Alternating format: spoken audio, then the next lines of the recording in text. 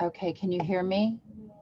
I can. Yep. Okay, now I'm Teton County Health Department. Okay, so now I'm going to pause record. All right, good afternoon, everyone. I am Beverly Shore with Teton County Health Department Prevention.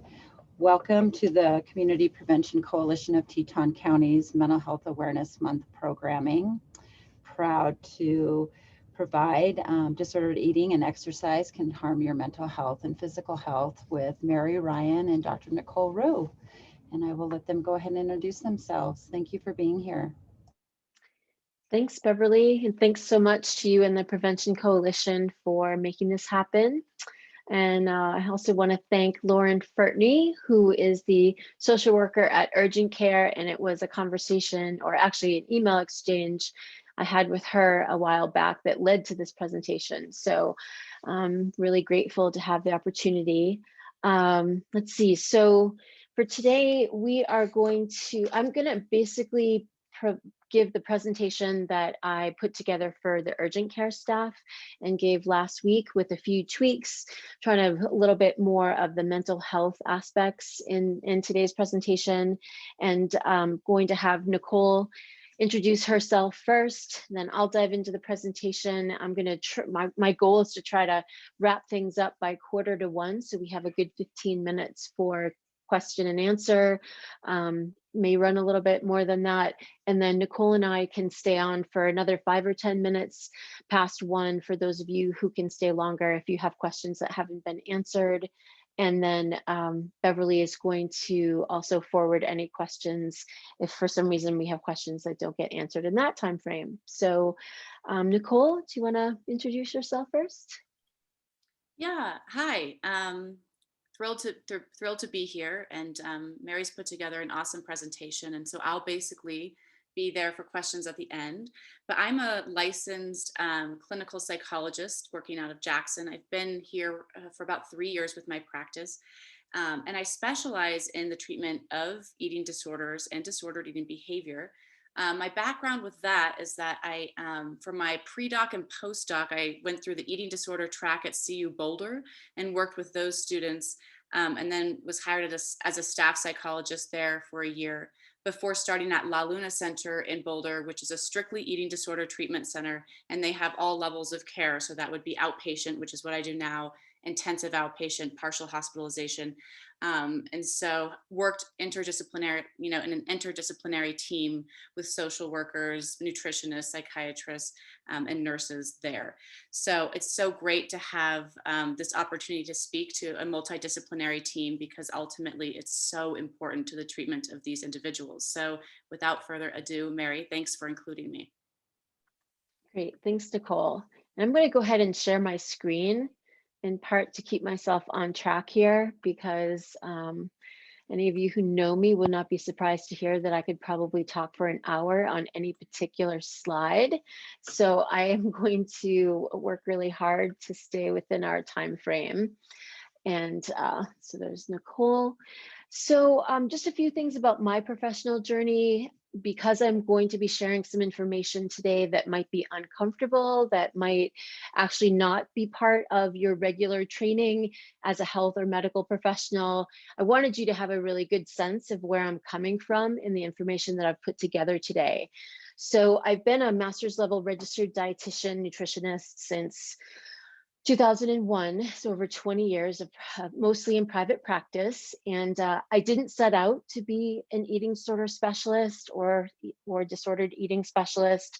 However, from the beginning, I identified as a non-diet dietitian, and I was an early embracer of the intuitive eating and health at every size paradigms. So I sort of set myself up to do this work when my husband and I left the Jackson area in 2009 to go to the Seattle area. We spent a little over 4 years there. I spent, well, all 4 years I taught nutrition at Bastyr University as adjunct faculty. And the final 2 years I was there, I also worked as part of a multidisciplinary treatment team at an intensive outpatient clinic for eating disorders. And in that setting, I got to work with, we had a partial hospitalization or day hospital program, an intensive outpatient program. We also did outpatient work, and that was really helpful. And I ended up getting my my certified eating disorder registered dietitian credential through the International Association of Eating Disorder Professionals. Came back to Jackson in 2013, all fired up to have this specialty. And at that time, unfortunately, there weren't very many therapists in the community who had training and experience with eating disorders. So for a couple years, I tried to make it work. However, as Nicole mentioned, the gold standard of care in eating disorders is a multidisciplinary treatment team. So what that means is I had literally hundreds of hours of formal education and training, all the webinars, workshops, and conferences that I went to. I'd be sitting in rooms with medical providers, other mental health providers, other dietitians and nutritionists. We'd all be learning the same stuff. We take what we can back to our practice, but that means that the whole treatment team has a really good understanding of the overall picture.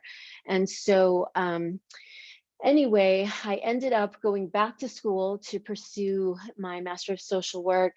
My first year internship for my MSW, I went down to Utah and lived for 3 months and worked at the Center for Change, which has all levels of care.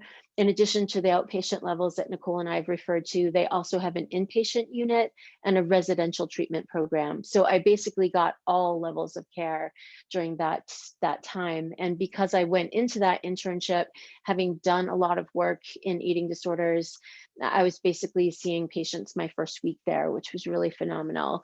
And then I came back to Jackson and did my next year internship at Curran Seeley, where there's a lot of overlap with substance use disorders and eating disorders. So that was actually a really great environment to not only use skills I already had, but then of course, to learn more about this other specialty that has since become another passion.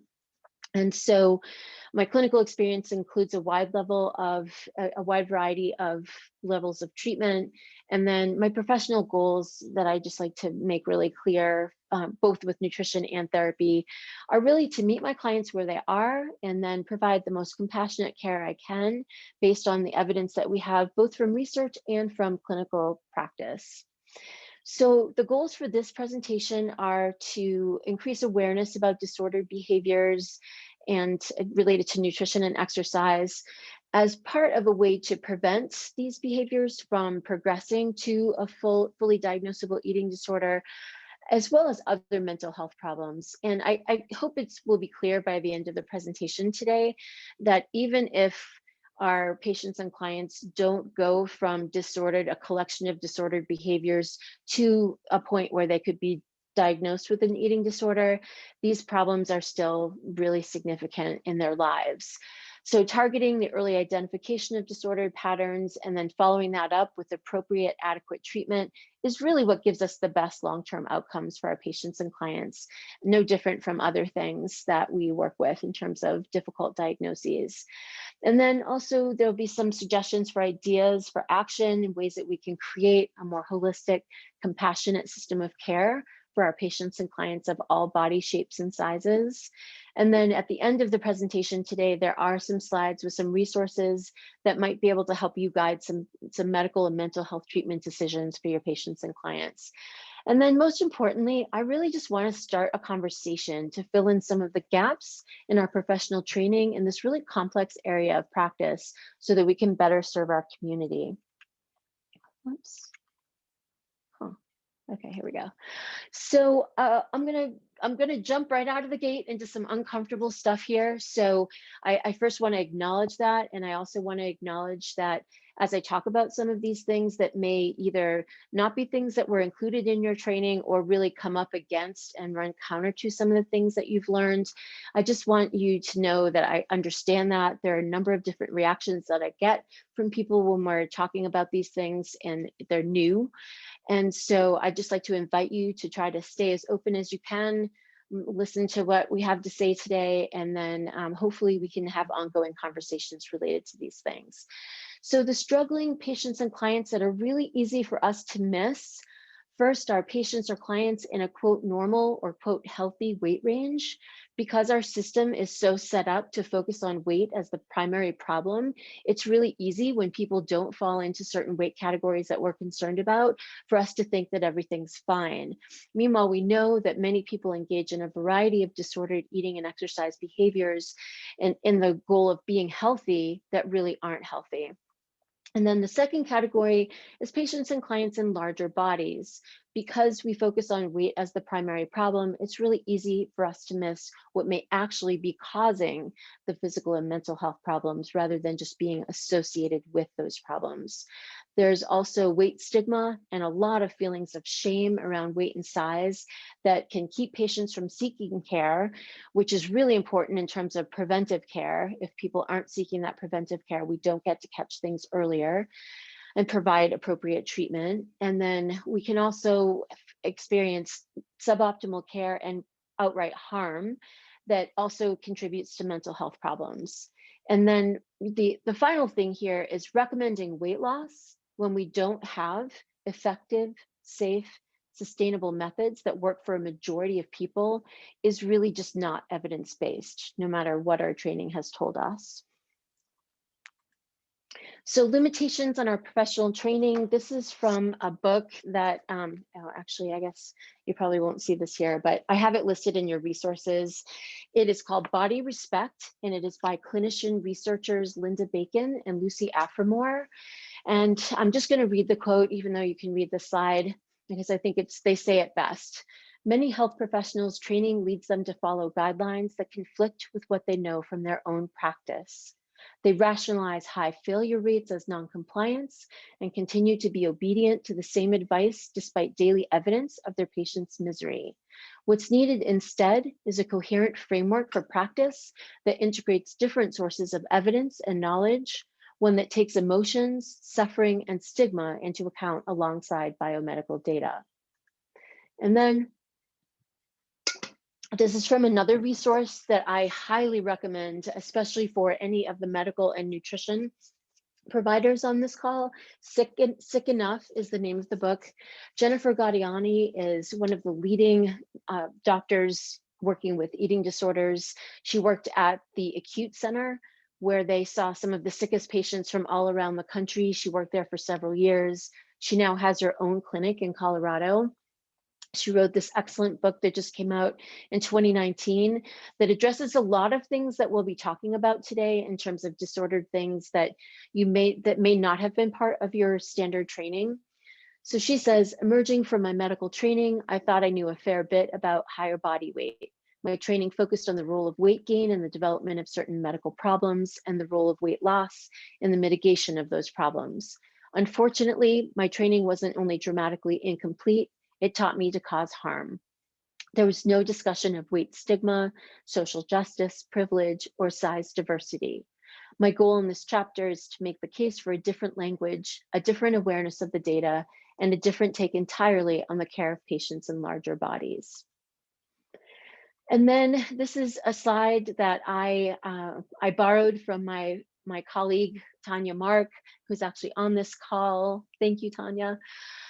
One of the things, when we talk about mental health awareness, I think we can't really address this appropriately until we look at weight stigma. It's a variable in research that is very often overlooked or not included at all, which is part of the reason that some of the research we have is very misleading when it comes to what happens with people in larger bodies. So there is a large and growing body of research that talks about weight stigma as an independent health risk factor even when controlling for body size. There was a 2017 study that found that people with higher levels of weight stigma have more than twice the risk of a high allostatic load, which is a measure of cumulative stress on all body systems.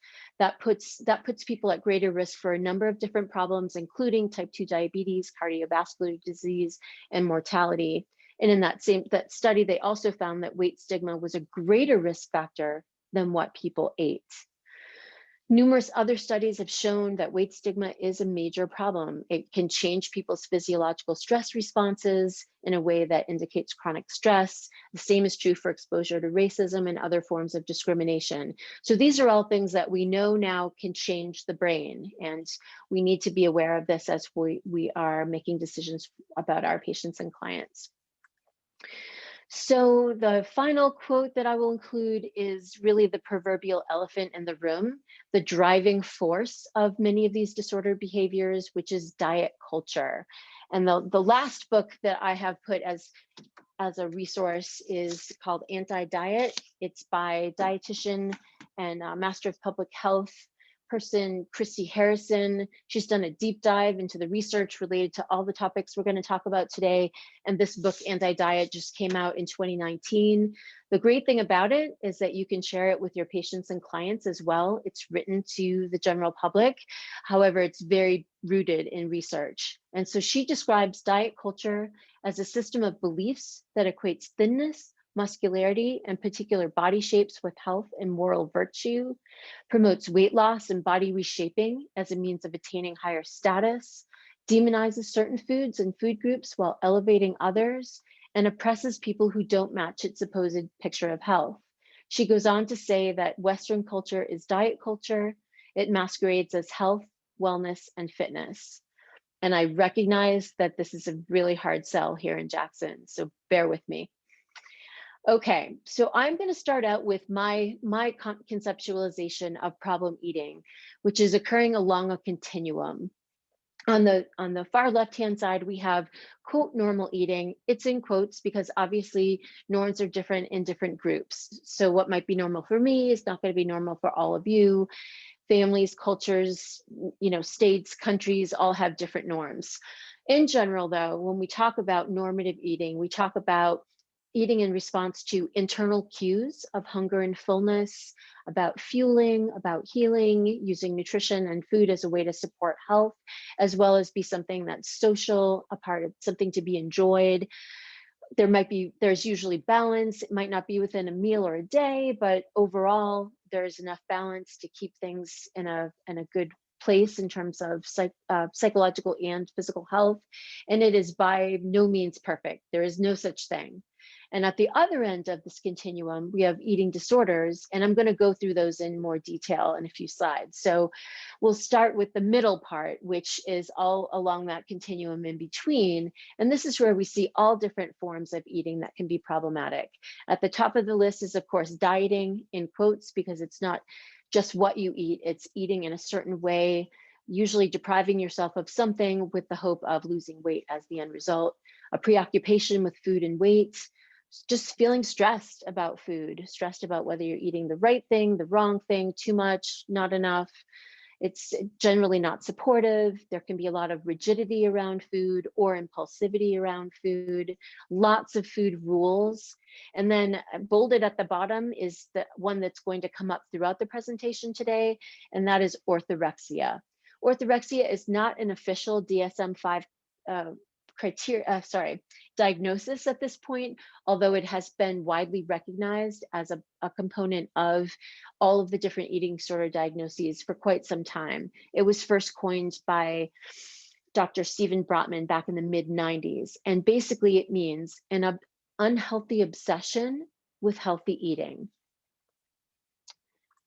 So I'm going to go through the DSM-5, which was released in 2013. This is the most recent update of the DSM, to go through some of the criteria related to these eating disorders.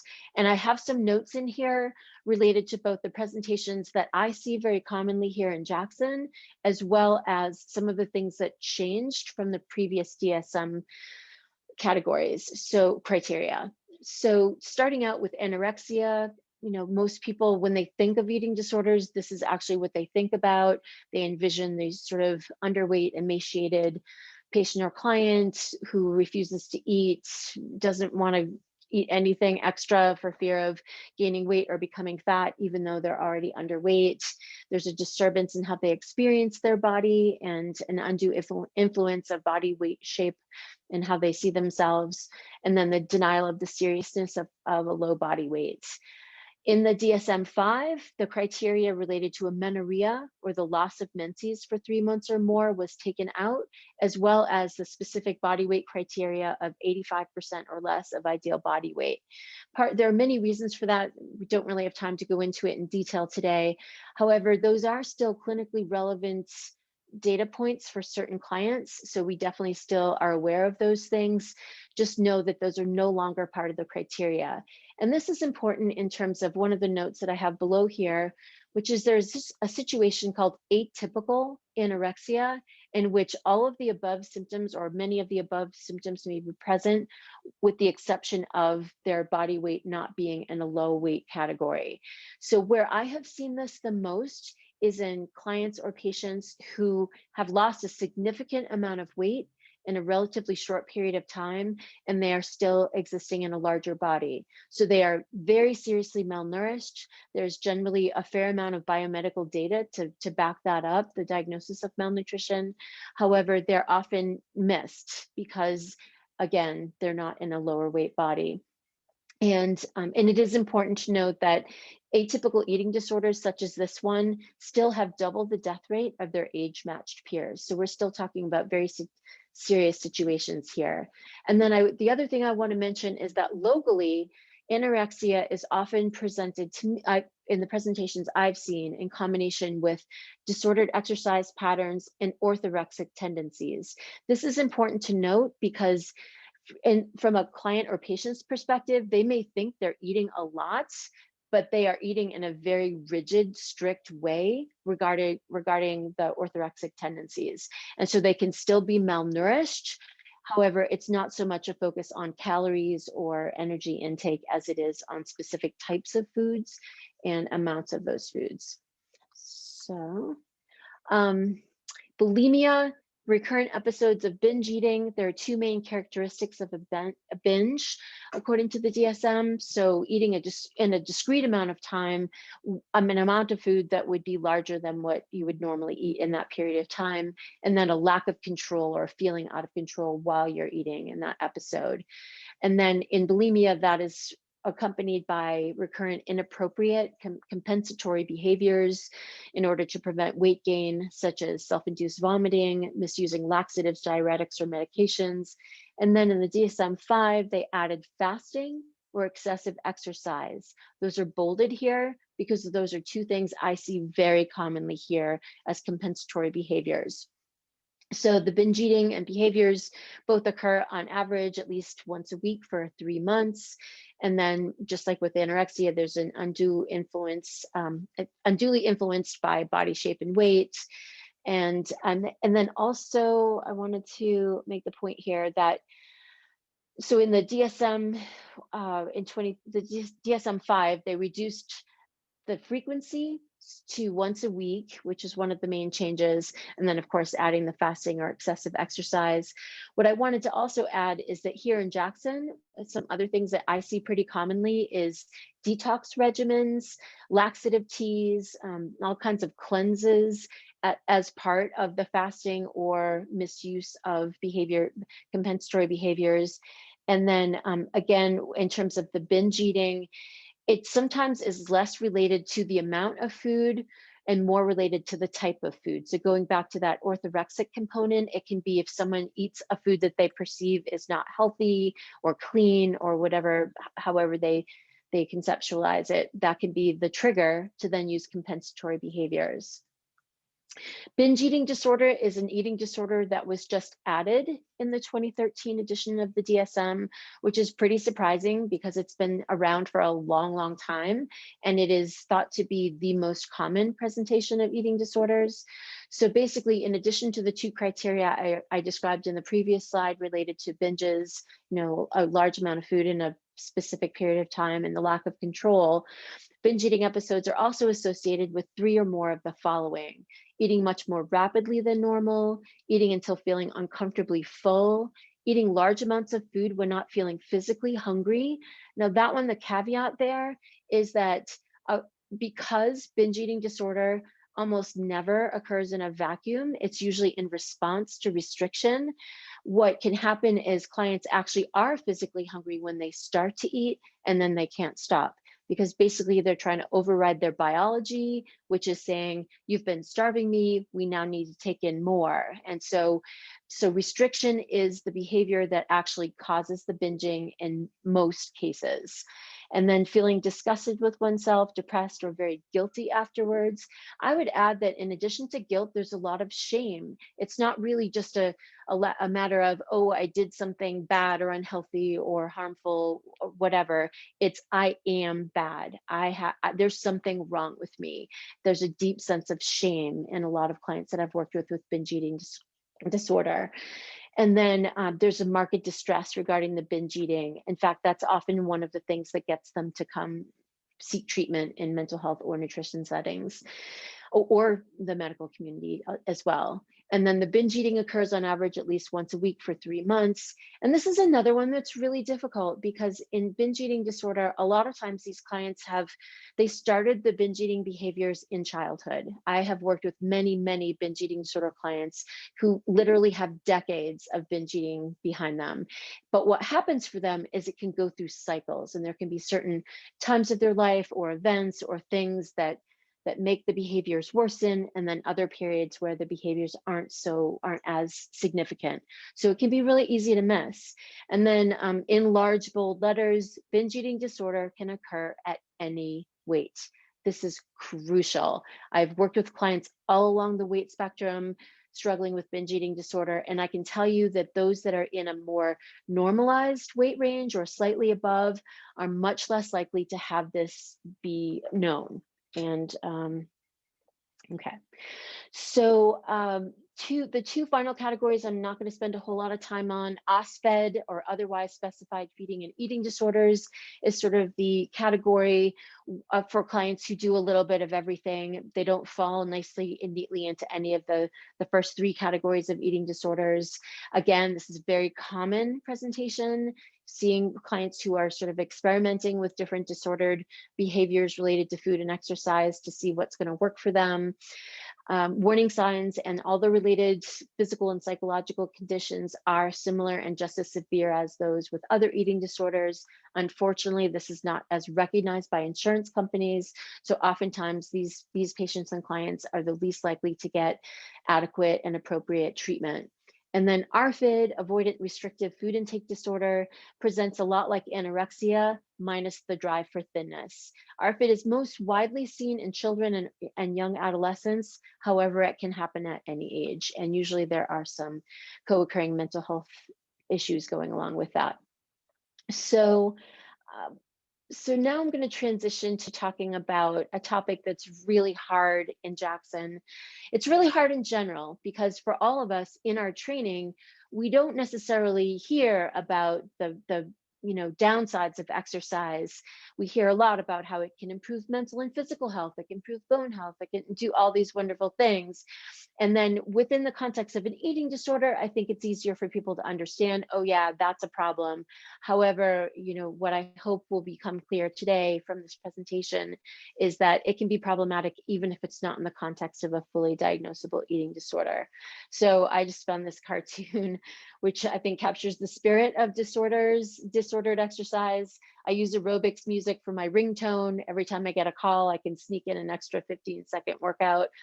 I don't know about any of you, but I can see people who would do that. So anyway, I'm sharing a couple things here today. I'm not going to go over these next slides in great detail in the interest of time, but I wanted you to have these resources. The risk factor for athletes, I think, is worth looking at. I actually took this from the National Eating Disorder Association website, which is a really excellent resource for all kinds of stuff. And when it comes to potentially disordered exercise, know that there is actually a toolkit for coaches, as well as a lot of information for athletes on the website. What I like about what they've laid out here, and I'm not going to go through all of it, but I have a couple things I want to point out, is that they talk about some of the risk factors for athletes that all of us probably already are aware of. Sports that emphasize appearance, weight requirements, muscularity, and such are at a much higher risk for developing a disordered relationship with exercise. However, there are some other factors that I think are less understood that are really important for those of us here in Jackson, this very highly athletic community, a lot of subcultures where there's a lot of disordered exercise that goes on. And a couple of things that I'm just going to read the ones that I highlighted. So in addition to the sports, the stuff that I didn't read in terms of risk factors, low self-esteem, family dysfunction, which includes parents who live through the success of their child in sport, families with eating disorders, chronic dieting, history of physical or sexual abuse, peer, family, and cultural pressures to be thin, and other traumatic life experiences all increase the risk that athletes are going to take exercise to a disordered place. And then the other thing that I thought was interesting here is they're talking about coaches, and then there are 3 risk factors thought to particularly contribute to female athletes' vulnerability to developing an eating disorder, which are social influences that emphasize thinness, performance anxiety that they may experience, and negative self-appraisal of their athletic achievement. So again, there are all kinds of factors. Those I think are worth putting in this presentation. And then in terms of how do we figure this out? How do we know if someone is disordered with respect to their relationship with exercise? There's no easy way. And in fact, when I was talking with the urgent care staff last week, I shared with them that in a lot of the research, especially looking at exercise problems in the context of eating disorders, the terminology is usually excessive exercise. And then when you read their definition of excessive exercise, it really doesn't line up with what we see normalized here in Jackson. So as I joked with them, I mean, if you put your headlamp on and, hike up Glory or Snow King before work, you already meet criteria. So we have to look at this in more nuanced ways in order to identify this in our patients and clients. And this is one model that I have found useful in the past as a way to just have a conversation about it with my clients. So, looking at using the addictions model, you look at tolerance. Do they need more exercise for the desired effect, whatever that effect is? What happens when they can't or don't exercise? Do they understand that there's some issues related to exercise and they're trying to put limits on it and not able to follow through with that? How much time do they spend preparing for, engaging in, recovering from? Are they cutting out other activities, social engagements, time with loved ones? And are they continuing to do these things even in the presence of physical, psychological, or interpersonal problems that are clearly tied to that exercise? So that's just a framework that some of you can use to have these conversations, if that's helpful. And then the final part of the exercise that I have a few slides related to this. Again, I'm not going to go into great detail. However, what I find is this is more recent research. So this is something that not everyone is widely aware of. There is what's called relative energy deficiency in sport, which is basically linked to a mismatch between the energy or calories that are taken in and what is needed for that level of performance. So the low energy availability is the situation that can set someone up for this syndrome that's, I have a couple more slides on this that you can look at with some pretty significant information. I mean, some pretty significant negative impacts. And then I also want to make a note that these symptoms can occur at any body weight. So these are not tied to underweight. That's really important to understand, especially when you start looking at the breadth of situations that can arise from that. And this, I actually put this slide in here that this replaces the female athlete triad because I'd seen that in a few different resources that I was using. And then I realized when I was doing some searching over the weekend that we still do see female athlete triad coming up, which is disordered eating, amenorrhea, and osteoporosis. The REDS is more commonly talked about though, however, because it's not tied to gender. It occurs in all genders and both sexes. So relative energy deficiency in sport, this is an overview of the various systems, body systems that are impacted by REDS. This is another slide, and this also has an address here that you can look at if you want to learn more information about this situation, and then more about the different things that can come up. So identifying eating disorders and disordered eating, there are some validated screening tools out there. This is actually where Lauren Fertney and I first had an exchange of emails about identifying disordered problems. And the SCOFF questionnaire is just a brief 5-question questionnaire. It was developed quite a while ago. It's used in a lot of medical settings. And then there's the EAT 26, which is a 26-item questionnaire, our screening tool. And both of these are fine. You will, if someone is truthful, you will get some information from either of those. However, in my view, you know, for one thing, I think that they are skewed towards anorexia and bulimia and not necessarily toward the much more common disorders of binge eating disorder or the OSPED, where clients and patients are doing a number of different disordered behaviors. And then I think most importantly for us here in Jackson, these miss the nuances related to orthorexia and problematic exercise. And so, you know, I thought a lot about this after Lauren and I exchanged those emails, and, you know, recognizing that any screening tool is only as useful, is only useful if it's in the context of a trusted, safe relationship. And so in my view, you're better off just initiating a conversation and trying to get information about your patients and clients' experiences. And part of the way that we do that is by providing a non-judgmental, weight-neutral space for open communication.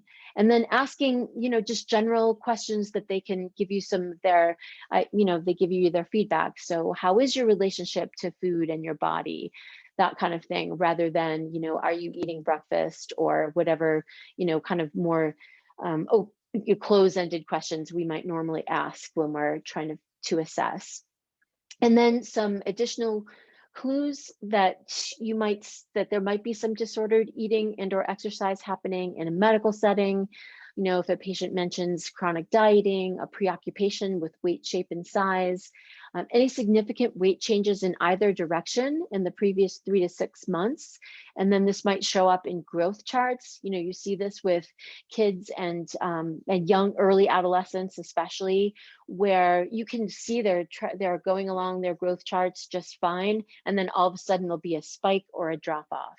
And then you learn, oh, there was a divorce, there was a move, they were being bullied in school.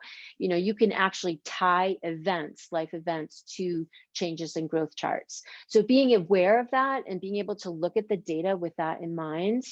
And then GI issues are another really common symptom for people who are restricting or engaging in other kinds of disordered patterns related to food and exercise. And so any of those, you might see changes in appetites, decreased in energy levels, problems with memory, focus, concentration, really any symptoms of malnutrition. And then again, noticing that these can happen at any weight is really crucial. In a mental health setting, and some of this might overlap with medical providers too, when you have a good open rapport or you've been working with clients for a long time, you might recognize some of these things as well. But really changes, you know, noting changes in mood and in their willingness to answer questions. There can be a lot of increased isolation and secrecy. So we have in the eating disorder treatment community, we have a saying that eating disorders thrive in secrecy. That's also true in the substance use disorder treatment field. So co-occurring physical and mental health problems. So in this valley, especially, I see illness and injury can be a major trigger to some disordered behaviors, as well as underlying or co-occurring anxiety and depression. Increased alcohol or drug consumption can be another clue. Any kind of traumatic or disturbing event or experience. And, you know, again, there are a whole host of those. All life transitions that can increase disordered. So they could be stage of life or significant life events. Problems related to oppression, financial stress, feeling a lack of power or autonomy in your work, being in a marginalized identity. All of those things are very linked to a higher risk of disordered eating, exercise, and other problems. defensiveness related to health promoting behaviors. So, you know, if you try to inquire a little bit more about their clean eating or exercise habits that you suspect might be a little bit obsessive or compulsive or excessive, and there's a lot of defensiveness around that, then that can be a clue. And then in bold, I put body image disturbance. And part of that is that, you know, this has become so normalized for certain groups in our community and in our society that we tend to just accept that that's a normalized thing. And you know, I'm determined to put out there that this should not be normalized. And if someone tells you that they're having these kinds of problems, we need to explore that more, because that's really important. It's not, because body image is sort of the tip of the iceberg. You know, that's how they see themselves or think other people see them, or us, should say, because all of us may have those struggles at sometimes. And the reality is, it also has to do with how we perceive ourselves moving through the world on every level. It just comes out as body image. So for optimal, so what do we do? You know, I've said a lot of, you know, the things that are either missing from our training or things that we can overlook and all of those kinds of things. What do we do? Well, in order to promote healthier mental and physical health, to me, it's encouraging self-care. And my view of self-care may be a little bit different from what all of you have learned. So I'm going to just share that with you. For me, adequate and enjoyable food is self-care. A variety of foods that meet our needs and wants is self-care.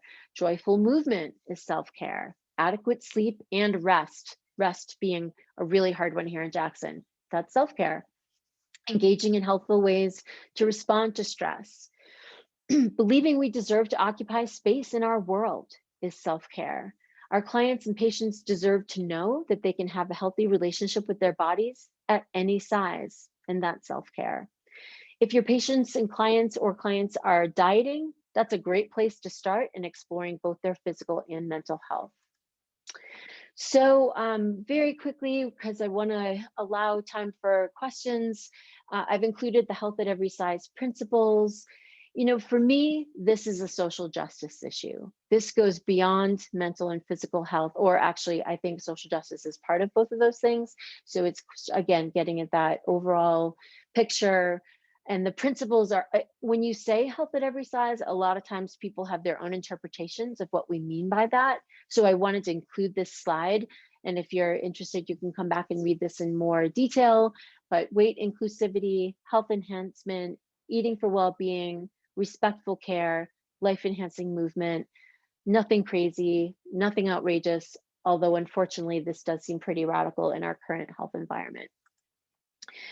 Bunch of resources here, the books that I showed you earlier, some really good websites. I didn't really refer to the NICE guidelines for eating disorder assessment. That's a great document if you want to just get an idea of a patient or client that may be experiencing an eating disorder and trying to figure out what's appropriate for them. There's some guidelines there. I have some local resources for disordered eating and exercise, both on the nutrition and the mental health side of things. And finally, a picture of my sweet girl, Ginny. And I'm going to stop sharing. Okay, so I know how to do this. Okay, I know I whipped through that pretty fast. So we are ready for questions. And I don't know if, Nicole, you want to take the lead on questions since I've been talking so far? My thought is we can kind of trade off, and sometimes what happens with questions is I'll say something and Mary might have like a great addition, which means you get kind of a double answer, which is helpful. So we'll kind of play off one another, but welcome any and all questions, because there's a lot of information there, and it's even a review sometimes for myself. So encourage anyone to ask anything. There's no stupid question. Okay.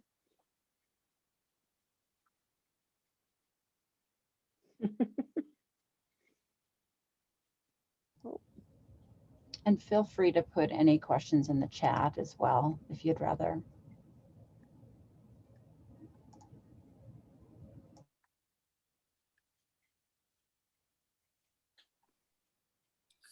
Hi, I have a question. I missed most of the meeting. Is this going to be available? I see it's being recorded, but where is it going to be available at? Yeah, Teton County Health Department will be posting that, and then I'll also be providing the recording to St. John's Health, Behavioral Health. Okay, thank you. Thanks, Sarah.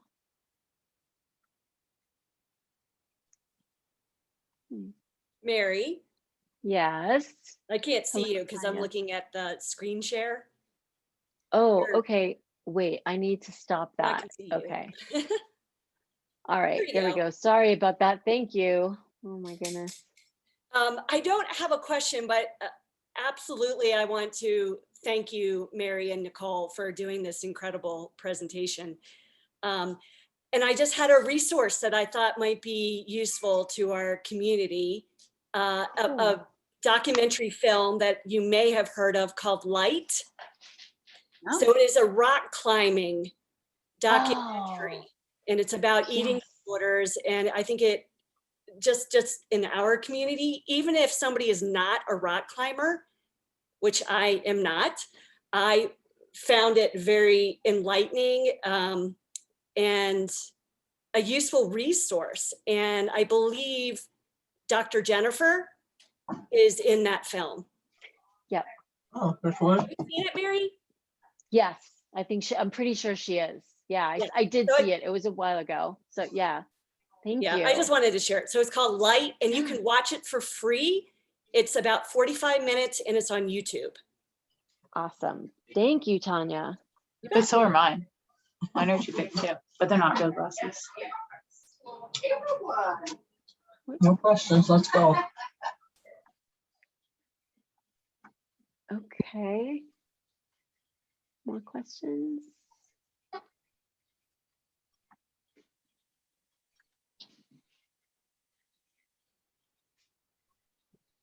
Okay. Do you know Andrea Turbo? She's pregnant. So if there aren't any questions, Nicole, do you want to add anything? So, You know, what I will add is that even when clients present for mental health, so if they come to your office and you are a therapist, they might be coming to your office because they're having a hard time fitting into the Jackson community. They might present in your office because they're going through a difficult time with their parents' divorce, the loss of a loved one. So a lot of times I think people imagine that people come to treatment for eating disorders, but oftentimes in their presenting problem, they're not going to mention anything about their relationship to food, exercise, or their body. So some questions that I always ask someone is I never really ask, have you had an eating disorder before? Because most people that have had disordered eating behavior don't actually self-identify as someone with an eating disorder. So that actually tends to lose a lot of clients that might otherwise be flagged. So I ask people, just like I ask about in any intake, I will ask about sleep. I will ask about exercise. I will ask about what clients self-proclaim as their strengths and limitations. But I always, man or woman, any age, will ask to walk me through a day in the life of eating. I also ask clients, because most clients kind of know, I'll say, what's your lowest adult body weight? What's your highest adult body weight? What's your ideal body weight? It's kind of interesting to hear a client that might be in a normal weight range saying their ideal body weight is actually 25 pounds below what we would expect to see, right? So you get to see some distortions in how people think on information that isn't necessarily going straight to pathology. So I think that's another thing to think about for how we flag clients, is making sure that we don't make assumptions when someone says, I eat healthy, right? If you say, how's your diet? Really good, right? So that's how most orthorexia clients would tell you they eat really well. In fact, they eat so well, and then you hear it, they never eat dairy, they never eat sugar, they haven't had a and then you're like, whoa. So what someone says is the level of health that they are in this population is often not the way to go about evaluating or assessing that. And so, to get sort of a play-by-play of what people are doing with their exercise and eating takes, I think, a little bit more prodding. And that even comes from me as an ED specialist. And that way you can identify also a lot of people that may not be in active stages of an eating disorder at current have gone through bulimia, anorexia. It's a very diagnostic thing, eating disorder. So someone might have been self-induced purging for a couple of years, and then they quit that, but then they were compulsively exercising for a couple of years.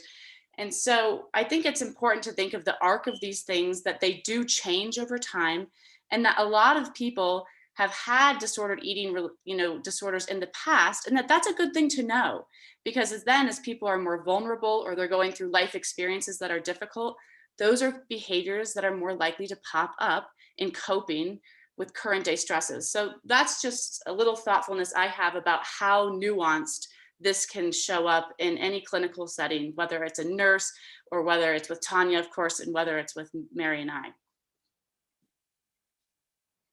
That's great. Thanks, Nicole. Love that.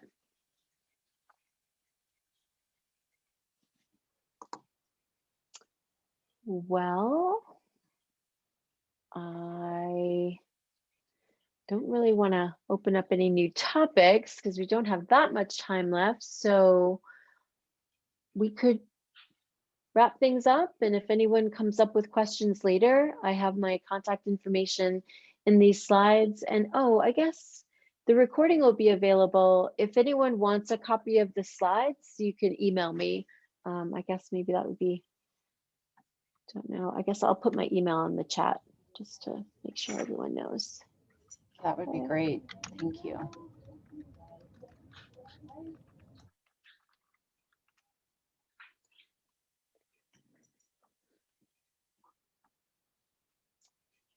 Okay.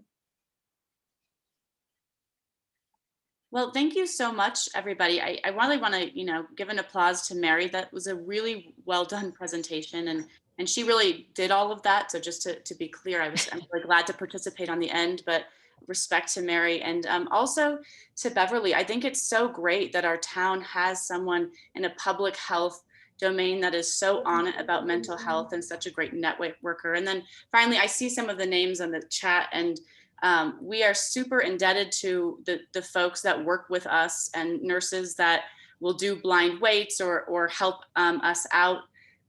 It really is a team approach for these things. And I feel really fortunate to work in this community where everyone is so open to networking. So thanks also to Lindsay Long for being a behavioral support specialist that also is so great at networking with all of us providers in the Valley. Thank you. I appreciate it. And I agree with the collaboration in the community and just how important it is, because really we're all here just in hopes that we can provide the best well-being that everyone can have in our community. All right. Thank you all. Thank you so much. Okay. Take care. Okay. Thanks. You Great too. job, Mary. Bye.